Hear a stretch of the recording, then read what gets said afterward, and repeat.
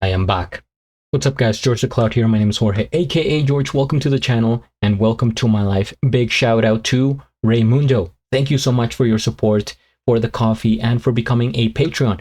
It really helps out the channel, makes all the difference in the world. It almost brings tears to my eyes when people become Patreons. It really, I'm like, wow. I just feel grateful that people would go as far as to support me, right? And I started the channel 2 years ago. I didn't think it would grow, to this level, but here we are. And it's still just the beginning. I've been saying this. I have so many things planned ahead. Stay tuned for 2026. I'm gonna do something crazy starting next year. Okay. Anyway, back to the video here. We have Candy Everybody Wants, Press Kid, Spring of 1993. Natalie discussing a few songs from Our Time in Eden, her final album with the Maniacs, as well as her performance with Michael Stipe of Rem at the MTV inaugural ball for Bill Clinton's inauguration, and some other topics. Michael Stipe, is that the singer of Rem? I have heard some songs from Rem. I don't think I've ever reacted to them on the channel, but they should be coming up at some point. And last week, I reacted to the video press kit for her other album. You can find it here on the channel somewhere. Tiger Lily. That was amazing. This video was something else, and that's from 1995. So the one I'm about to watch right now is a little bit earlier, and yeah, looking forward to it. I think the description here, Scholastic Lyric Writing Contest. Okay. Scholastic Lyric Writing Contest. This brings me back to high school, where I entered a scholastic art contest. I forget what it was called, drawing. I submitted some drawings and I got like a honorable mention. Being on the cover of Rolling Stone and more. Okay, let's go back to 1993. Grab some popcorn, fill up your water, put your headphones on, and let's go.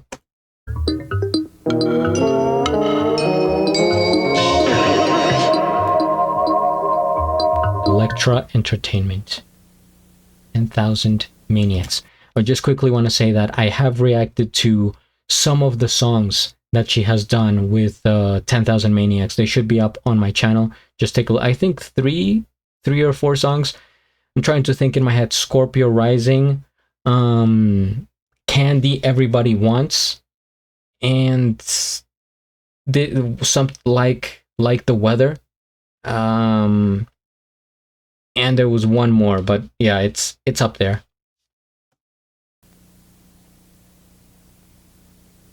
Is that the Mona Lisa? Whose eyes am I looking at here? Year-round land vacation. Video is my friend.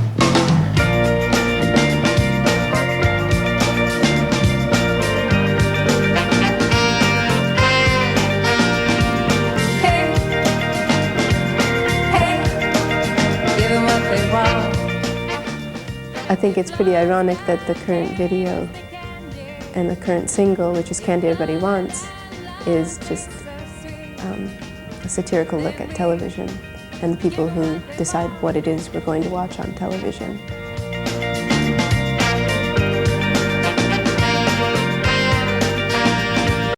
If you guys want a more in-depth analysis of what I thought about Candy Everybody Wants, go check out that reaction. I concurred with her statements.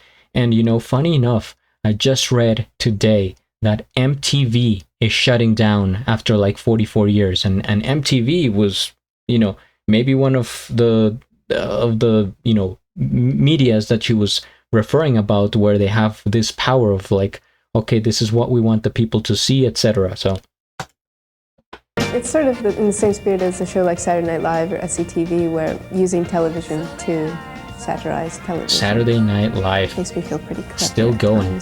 But it's a good way to talk to people.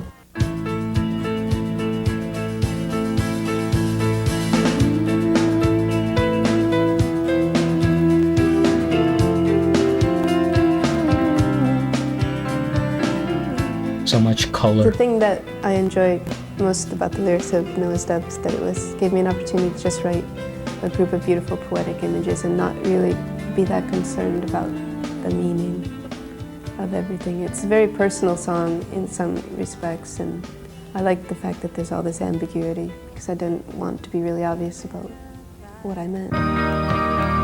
MTV.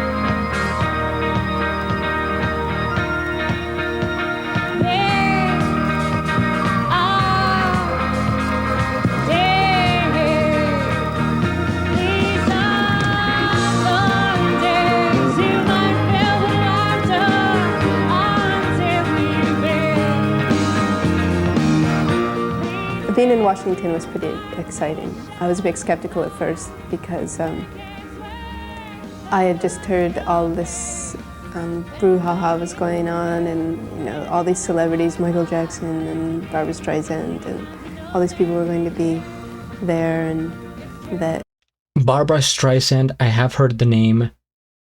I reacted to only one of her videos, so if you guys have more suggestions, please write it in the comments. Barbra Streisand and all these people were going to be there, and that it just sounded like a Hollywood event to me, and I thought, well, can't this country do anything seriously? Why do we have to have, this array of Hollywood stars and everything? But I was actually very moved by just the atmosphere. All the people in the street seemed really open and talking with one another, and hopefully. They were talking hopefully.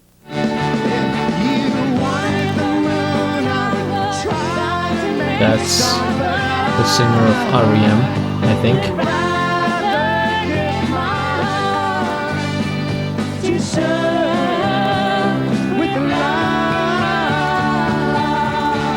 To have Michael there gave it a different dimension. It seemed familiar. Someone I knew, I've known for years, and someone who's a good friend was standing next to me on stage, and we were just sharing, excitement about the whole event. And that came through on television, which I thought was also a pretty rare moment, because so many times on television that seems so calculated, that kind of emotion. Look, we're doing a duet, and we're really enjoying ourselves on stage.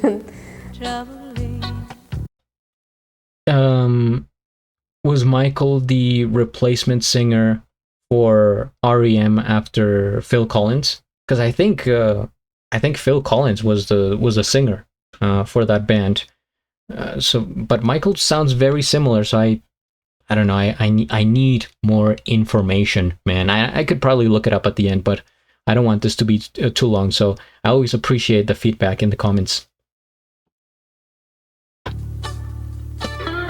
About 3 months ago, I was asked if I would like to collaborate with Scholastic magazine on a project trying to integrate interview material and songs that I'd written and distribute this tape to schools across the country, and with a lesson plan that encouraged kids to get involved in creative writing. I would just like to tell you that before I heard about you, I never used to listen to your music because I didn't hear about you. But when I heard about you, I started liking your music, and the favorite song I like is Dust Bowl. I think it's real nice, and I play it at home too. I think it's real nice. I don't think I have heard that song. That's one of the things that music can do, is transcend those borders that people put around themselves about, I don't listen to that kind of music, I don't go to those sort of places, whatever. I just feel like music could be used so much more to bring people together rather than segregate them into different groups. The students that I was talking to who were involved in the Scholastic program that we just went to visit seem like they're in no way sheltered from harsh realities of urban life. A lot of the poems that they read concerned racial disharmony. They concerned teenage pregnancy, drug addiction, things that they live with every day. I just looked out at their faces and they looked so eager to learn and express themselves. I think that was the thing that struck me most, is that there's so much potential in this room. Media has given them this perception that because you're on television, you obviously are a millionaire and you live in this huge mansion in Beverly Hills, and you get a pedicure twice a week, and someone else does all your shopping for you, and like you have toy poodles that sit on your lap or whatever. And to tell them that, you know, not much in my life has changed just because I happen to be on television a few times, and that, you know, it's great to be an artist and to be recognized for what you do, but you still got to wash your own clothes. That's one of the things that strikes me the most about Natalie, is that, I mean, she's right in saying that with modern musicians, like more, I'm talking, you know, from 2025, the most famous, of course, we know they do have the mansions, they have the pedicure, the whatever, all the luxurious things you can imagine. And maybe some, you know, others still have the money, but they just don't show it off as much. But with Natalie, she has always seemed like very down to earth. And like I said, I've said this other times, I picture her as like a teacher, as like somebody so common, right? In her appearance, in her voice, in her lyrics. So I would not expect her to be flaunting around like a bunch of jewelry and you know, Gucci belts and stuff like that, which is, it's really nice to see somebody that, even though she's extremely successful, and I'm sure, you know, she does have money because of the sales and everything, right? But she still preserves her essence, and that is very important. It was an interesting moment to find myself in an airport in Pittsburgh and to see myself on the newsstand with all those other faces, and actually put things in perspective too, because I was looking at this whole row of other people who happened to be on magazines that week, and I was like, so what's the big deal? And then I thought, oh, because it's Rolling Stone, and you know, as far as music is concerned, this is the magazine to be on the cover of.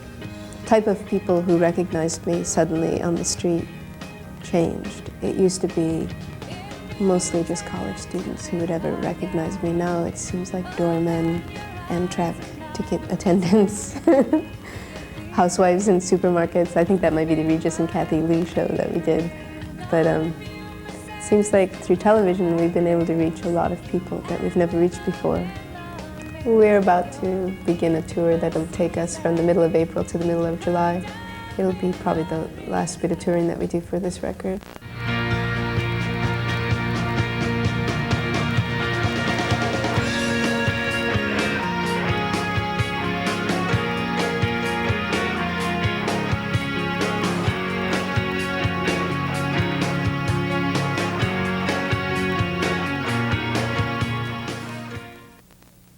Reasonable person. I'm just a reasonable person.